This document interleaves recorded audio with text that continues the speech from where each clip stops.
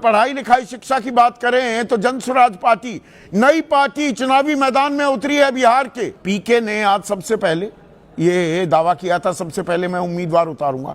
51 ही उतारे हैं, पर पढ़े लिखे उम्मीदवारों की भरमार दिखाई दी। ये राजनीति की नई बयार भी साबित होगी क्या?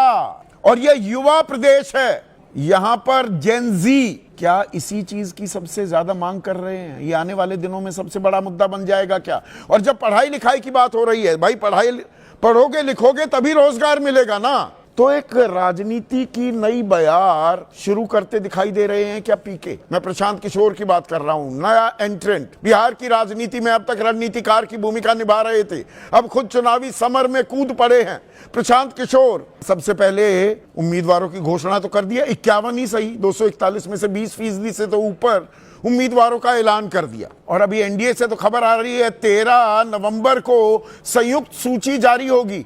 तब तक प्रशांत किशोर क्या सारे उम्मीदवारों का ऐलान कर चुके होंगे? और इन उम्मीदवारों में नाम किस किस के हैं, ये बड़ा दिलचस्प है। केसी सिन्हा, ये कई यूनिवर्सिटीज के चांसलर रह चुके हैं, गणित पर किताब भी लिखी है। आरके मिश्रा, आईपीएस, पूर्व महानिदेशक होमगार्ड्स। डॉक्टर एके दास जाने माने डॉक्टर हैं। यदुवंश गिरी, ये पटना हाई कोर्ट में वरिष्ठ वकील हैं, सीनियर एडवोकेट हैं। बीपीएससी पेपर लीक, ये बहुत बड़ी समस्या है बिहार की। सर पटकता रह जाता है युवा। एक पेपर का तैयारी करे 2 लाख रुपए लगते हैं तैयारी में, 2 लाख रुपए एक साल में। नीतीश कुमार 1000 रुपए देने की भी बात कर रहे हैं महीना। 20 से 25 साल के वो युवा जो 12वीं पास हैं या जो ग्रेजुएट हैं, 1000 रुपए में काम हो जाएगा। तो उन्होंने ये केस लड़ा था। और जेपी सिंह, ये आईपीएस अधिकारी हैं, हिमाचल प्रदेश काटर के थे, तो ये अपने गांव, अपने घर, अपने प्रदेश आ गए हैं। तो ये राजनीति की एक नई पहल है क्या? और ये पहल मैं क्यों कह रहा हूं, थोड़ा सा अब इस पर गौर कीजिए। किस पार्टी में कितने पढ़े लिखे लोग हैं? पढ़ाई लिखाई पर कोई तवज्जो तरजीह राजनीति में रही नहीं गई है। बिहार में 9वीं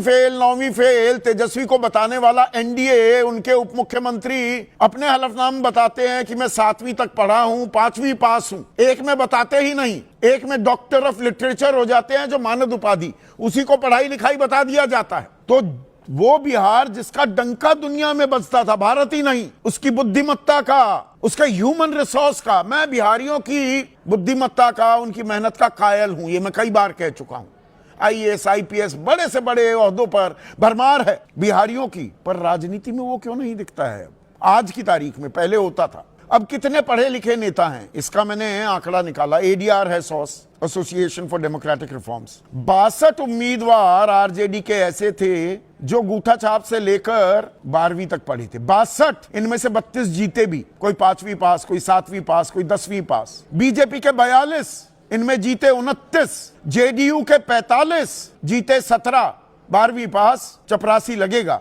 यहां पर हम नीति निर्धारक, और चपरासी कोई बुरा काम नहीं है, मैं डिग्निटी ऑफ लेबर का सम्मान करता हूं, पर जो हमारे कर्ता धर्ता हैं, जो चलाएंगे, कानून बनाएंगे, आपके मेरे भलाई के फैसले लेंगे, 12वीं पास, 10वीं पास, सब चलेगा। डिग्रियों का पता नहीं होता, डिग्री दिखाई नहीं जाती, छिपाई जाती हैं। कांग्रेस के 16, जेडीयू के मैंने बताया 45, और दागी, ये तो न्यू नॉर्मल हो चुका है, मतलब न्यू क्या, बहुत ओल्ड नॉर्मल मैं कहूंगा। बाहुबल, धनबल, इसी पर तो राजनीति टिकी होती है। आरजेडी के 54 उम्मीदवार जो जीते दागी थे, 73% उम्मीदवार दागी। बीजेपी के 47, 64%, जेडीयू के 20, 47%, कांग्रेस के 16, 84%, सीपीआईएमएल के 10, 83%, एआईएमआईएम के 100% स्ट्राइक रेट, पांचों के पांचों दागी। दाग अच्छे हैं जी, क्योंकि हम राजनीति में हैं जी, क्योंकि हम नेता बनने जा रहे हैं जी, और हम बैठकर ताली बजाते रहे जी। ऐसे ही राजनीति चलेगी क्या जी?